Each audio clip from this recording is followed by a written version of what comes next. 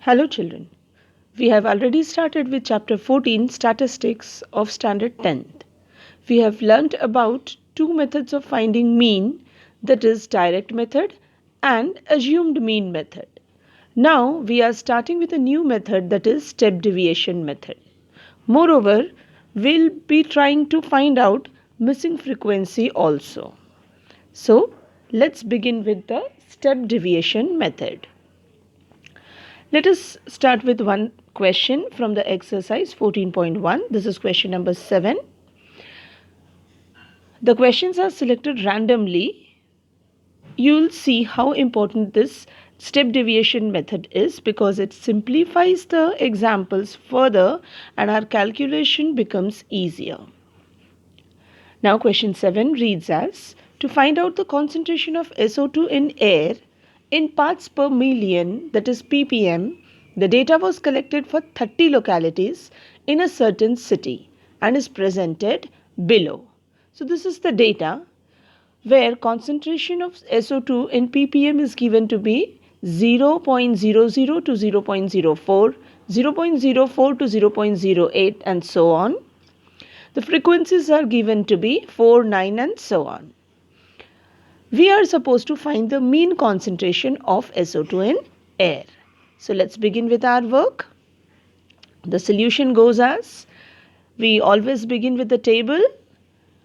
Now the first column of the table will include concentration of SO2. Now this information is always given in the question. You are going to note down the class that are given in the question, one below the other. After that, this is the second step, second column, that is regarding frequency. Frequency is always given in the question. So you will note them down one below the other. Once frequencies are noted down, we are supposed to find out the sum of all the frequency. It is represented by sigma Fi, which is here equal to 30. Sigma Fi or summation of Fi means you have to add all the frequency. So you will be doing the vertical addition. Next step is finding out the class marks. Class marks are the midpoint of the classes. The method of finding class mark is, for each class you are going to find out upper limit plus lower limit divided by 2. This is how you will get the list of class marks. Now, out of these class marks, you have to find out the assumed mean. And assumed mean lies somewhere exactly in between.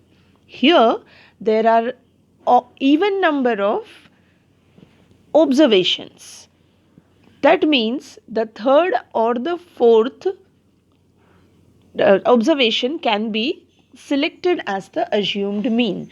Now it is our choice to select any one out of those two central values. Here we have considered 0.14 as A, that is assumed mean.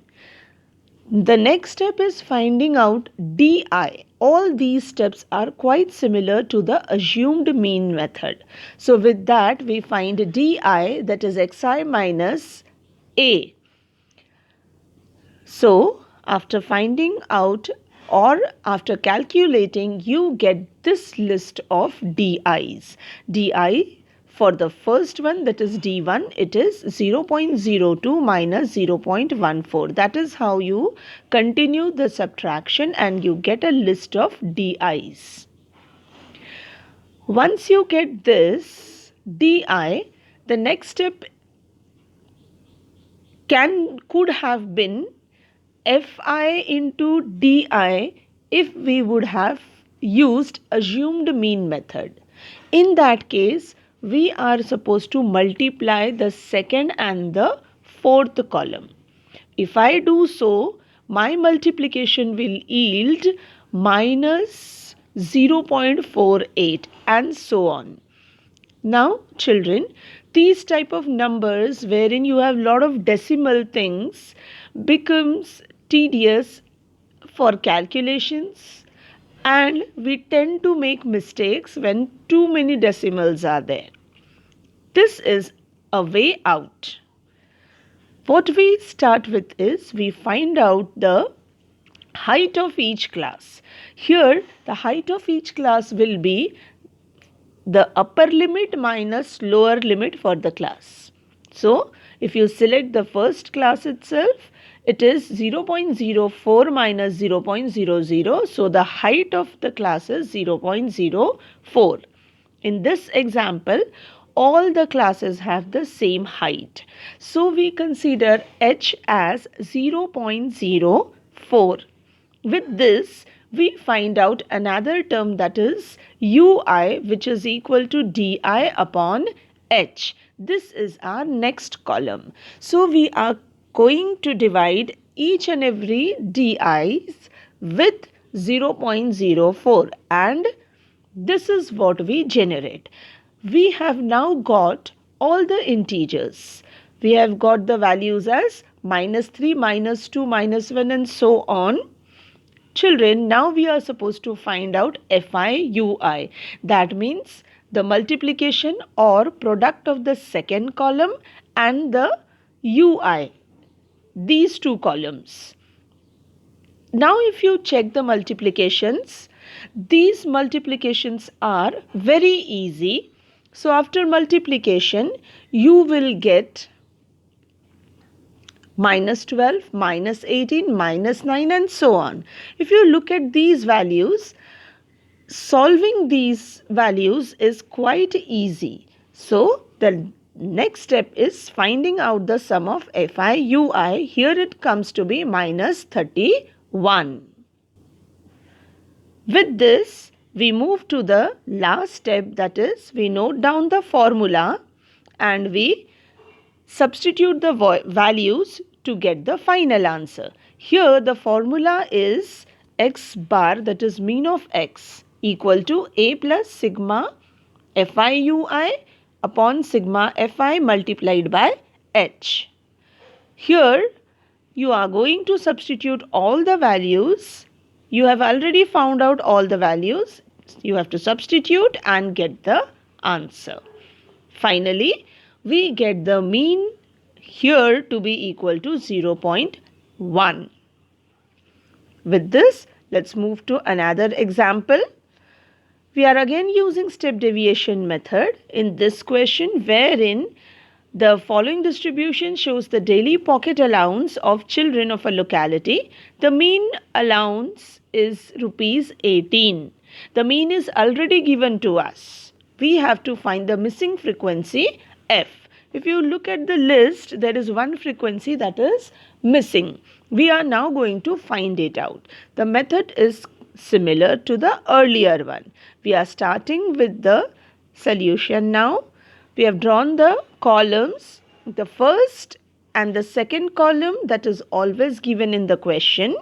Here, once we note down the frequencies, we add the frequencies to find sigma Fi. In this case, sigma Fi is 44 plus f. Let's move to the next, that is class mark. That is the midpoint of the classes. And in this case, our assumed mean is 18. With this, we move to the next column, that is DI.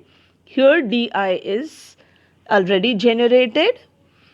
After this, we will simplify the question further. For that, we have found h to be equal to 2 in this case, because the height of each class is 2. With this, the next column is also found out. This is -3, -2 and so on. The last column is FI/UI. That is the multiplication of the second and the fifth column. That is how you generate the last column. Once you generate the last column, you are supposed to add all the numbers vertically. So your sigma FI/UI in this case comes out to be -20 plus f. With all these things, the last step that is left out is substitution. So we have noted the formula a plus sigma FI/UI upon sigma Fi into h. The next step is substitution. But in this case, the mean is already given in the question, so we have substituted the value of the mean also. So we get the statement as 18 equal to 18 plus minus 20 plus f upon 44 plus f multiplied by 2. When you solve it further, you finally get f equal to 20, and you are asked to find out the missing frequency. Here in this case, the missing frequency comes out to be 20. This is how we have learnt about step deviation method, and we have used it to find out the missing frequency also. Thank you for now. We'll continue with the next topic in the coming videos. Thank you.